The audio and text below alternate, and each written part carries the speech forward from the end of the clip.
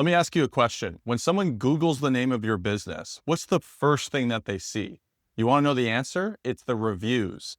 In this video, what I'm going to do is I'm going to teach you how you can get 100 plus 5-star reviews for your business. And we're going to go over 4 different strategies that you can use to flood your business with reviews on Google so that you can get more leads, so that you can close jobs easier, and that you can sell jobs for a higher price. What's going on, you guys? This is Matt Thibeau here with Savant Marketing Agency. And this video is all about Google reviews and how you can get more reviews for your business, how they're going to help your business grow. We're even going to talk about how you can remove negative reviews if you stay until the end of this video. So let's jump right into things here. So why do reviews matter? Well, reviews matter for your business for several different reasons. The truth is that if you're running advertising or you're doing any kind of marketing, people are going to Google the name of your business and they're going to do a little bit of research on you. And the last thing that you want is for there to be no reviews present or to have bad reviews. You don't want that. What you want is when someone to Google your business to see plenty of 5-star reviews, glowing 5-star reviews, so that they feel very comfortable working with you. Now, the advantages of getting lots of reviews on Google are several fold. So number one is that this is going to make closing jobs easier for you, because when you go in for your estimates, people are going to Google you and they're going to see you have a great reputation, and it's going to make it way easier for you to close jobs. Second, though, is that it's also going to help you attract more customers coming in, right? So when you get more reviews on Google, that's actually going to rank you up higher in search results. This is called local SEO. And basically, the more reviews that you get on your business listing on Google, this is going to rank that listing higher up when someone is searching landscaper near me or hardscaping near me or some of these search terms. Google is going to want to show that listing more often to people because you are a highly rated business. So you're going to get more leads coming through with your Google reviews. But lastly, it's also going to allow you to charge more for your services. The truth is that a lot of homeowners are actually willing to pay more for someone who has amazing reviews than someone who has none or even bad reviews. And so if you are going up against several different quotes, if you have really good reviews, it is definitely going to help you to close jobs and charge a little bit more for your services.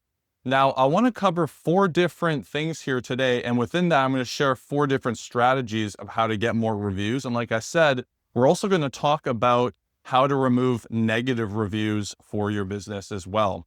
Before we go any further, though, I want to just do a quick shameless plug. My new book, Landscaper Marketing Secrets, is out now on Amazon. Paperback, audio, hardcover, you can get it there on Amazon. And we cover several different marketing strategies, including reviews in there. But because you're a loyal follower, I've actually uploaded the PDF to our website. You can download that absolutely free. But if you want a more premium reading or listening experience, you can get it on Amazon. So if you want to grab the book for free, the PDF download, head on over to savantmarketingagency.com. You can get the book for free. All right, so let's jump right into things here. So basically, the first thing that you need to know if you're trying to get 100 plus 5-star reviews for your business is that you need to focus on Google. A lot of landscapers will ask me and they'll be like, Matt, where's the best place for me to focus my reviews? Because there's BBB, there's HomeStars, there's a lot of different places that you can get reviews. But what we found is that the highest ROI place to focus is going to be Google. The reason for this is that people are actively searching through Google for everyday, normal lifestyle things. And so they're naturally going to go to Google when it comes to looking for a business as well. The other aspect too is that Google reviews will be ranked in something called AEO, which is answer engine optimization for AI tools like ChatGPT and such. And so Google is still one of the best places that you can put your focus towards on getting great reviews. So I would definitely recommend to put your focus on Google and really max out that platform before you start looking at things like BBB or Yelp or some of these other platforms. The second thing that I want to talk about here is going to be timing. Anytime that you ask a client for a review, the timing of when you do so is extremely important. Here's why. Is that anytime that you ask a client for a review, you want to ask at a time when the excitement and emotion is there. So for example, when you complete a job and you present it to the client, you do a final walkthrough and they're like ecstatic, they're super excited, and they just like are over the moon of working with you. That is the perfect opportunity to ask for a review. You don't want to ask for a review 2 months later when things are like kind of settling down. They're, maybe like one of their neighbors commented on how they didn't quite like the stone that you picked or helped them pick or whatever. Like excitement is always going to be lower after the fact. And so you want to ask as fast as you can, and you want to ask at the right time of when they're in that peak emotional state, right? And so timing is very important. If there's like little weird things as well that are kind of going on throughout the project, you can kind of sense that tensions are high, probably not the best time to ask for a review. So you want to ask at a really good time of when they feel like they essentially like owe you something because you did right by them, right? And so asking strategically at the correct time is definitely going to make the review quality better, and they're actually going to do the review for you. Now, number 3 here, let's talk about this one. I tell landscapers all the time, you should be asking for reviews. And they're like, Matt, I ask for reviews all the time, but homeowners don't leave me a review. I remind them, I tell them. And the truth is that homeowners are only going to leave reviews for you if you actually make it easy for them to do so. I can't tell you how many times landscapers will tell me like, oh, I asked for a review, but they're not making it easy for their clients to actually leave a review, right? They'll say, oh, can you leave us a review on Google? But that means that the person has to Google the name of your business. They have to click on the thing, open it up, and then they have to think about, okay, what am I going to say? And people always overthink this kind of stuff. Like, don't underestimate how much people actually overthink this. And so essentially, you're just not making it easy enough for people to leave you a review. So I'm going to give you 4 different strategies for people to leave you reviews. And I find that these 4 strategies work the absolute best because they make it easy for people to do so. So number 1 is that I call it the calling method. And so basically the calling method is that you want to put together a list of your top 20 or top 50, however many customers you have that you think would fit within this, criteria of leaving a review. And you want to call them up, and essentially the script that you're going to follow would be something like this. Hey, what's going on? I hope you're doing well. Hey, listen, we are doing a marketing campaign in the next coming weeks here, and we're looking to get some more reviews, and I thought of you. And I was just wondering if you could do us a huge favor and just write 1 or 2 sentences. If I sent you a Google review link, would you just click that link and share a couple sentences of your experience working with us? Don't overthink it. Just kind of like your overall sentiment of what it was like working with us. We would really appreciate it. It would help us out a lot for this upcoming marketing campaign. Could you do us that favor? And so essentially, if you position it as like a favor, hey, don't overthink it, just a couple sentences, and you send over a link that goes directly to your business listing, most people are going to do that. You could even take it a step further where you send the link and just like have them almost do it right then and there on the call. That might be a little bit weird. It depends on the relationship that you have with the client. But if you just do a simple call like that, and you're basically just asking for a favor, you will be surprised at how many people are going to do that. The fact that you called is going to definitely help your case. You can take this one step further and add incentivization to it. And you can say, and on top of that, every single person who does leave us a review for this month, we're actually going to put their name in for a giveaway of like a free barbecue or something like that. So you can add an incentive on top of it. That's optional. I think you honestly could get away with not doing the incentive and still get those reviews. So that's the calling method. The second thing is that you can also use something called an NFC card. So we give all of our clients these little Google review cards. And essentially what it does is you can tap this on a customer's phone and it will pop open to the Google review listing on your Google listing there. So this is something I would definitely recommend as well, the NFC card method. So essentially when you finish the job, This could be also for your crew, right? So you can start creating incentives for your crew saying, hey, for X amount of reviews, we'll give you 20 bucks a review or something like that. And everyone on your crew could have these little cards. And at the end of every single job, they can just offer to the client, hey, would you mind leaving us a review? And they can just tap it right on their phone. It'll pop open and they could leave the review right then and there, just a couple sentences, share your overall thoughts. You'd be surprised how many people are going to do it just simply because you can have the card to tap on the phone, and it makes it way easier, right? The third method is going to be doing the mass email method. Now, this is less preferable to the calling method, but it is going to be faster. You're going to be able to reach a lot more people, but your conversion is definitely going to be lower because it's not a phone call. So it's a little bit easier to ignore. However, the email method is basically you would send off about 2 to 3 emails to your list of customers and just say the same kind of script as the calling method. So you'd be like, hey, we have a marketing campaign that's coming up in a couple weeks, and we just need a huge favor from you. All you got to do is click this link here and just share 1 to 3 sentences of your, experience of working with us and what it was like. We would really appreciate it, and just reply back once you do that.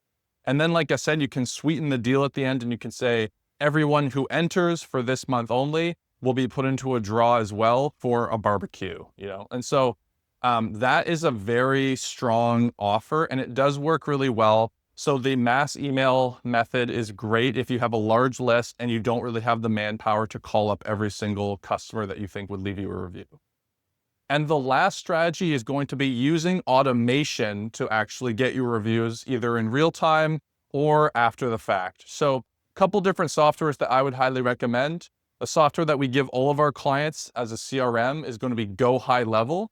Go High Level is awesome because you can set up a really simple automation where once you drag the customer to a review section in the pipeline, it will actually send off an automatic text or email saying, hey, would you leave us a review? And it will actually send reminders as well until the person leaves a review. So very cool. I would definitely recommend to do something like that. Another software you could use is Jobber, which also has a capability very similar. And another software that some of our clients also like is something called Nice Job as well. So some of these automation tools can definitely make the job a lot easier, especially if you're not like retroactively going after it. So in real time getting reviews, this is going to help you a lot. So those are some of the strategies for making it easy to get a review. And then lastly, let's talk about negative reviews. So if you've been in business for any amount of time and you work with, a multitude of people, then you are definitely going to get a negative review at some point in time. It's normal, it happens. And so what we're going to talk about here are 3 different strategies that you can do to mitigate negative reviews. So number 1 is going to be elimination, which is removing the negative review altogether. This is only possible if the negative review breaks Google's terms of service. So what would break Google's terms of service is if the person hasn't actually worked with you. So maybe they just were another business that didn't like you and they left a negative review. Or maybe, you went out to give someone a quote and then they never moved forward, but they thought you were rude or something and gave a negative review. Lots of different reasons.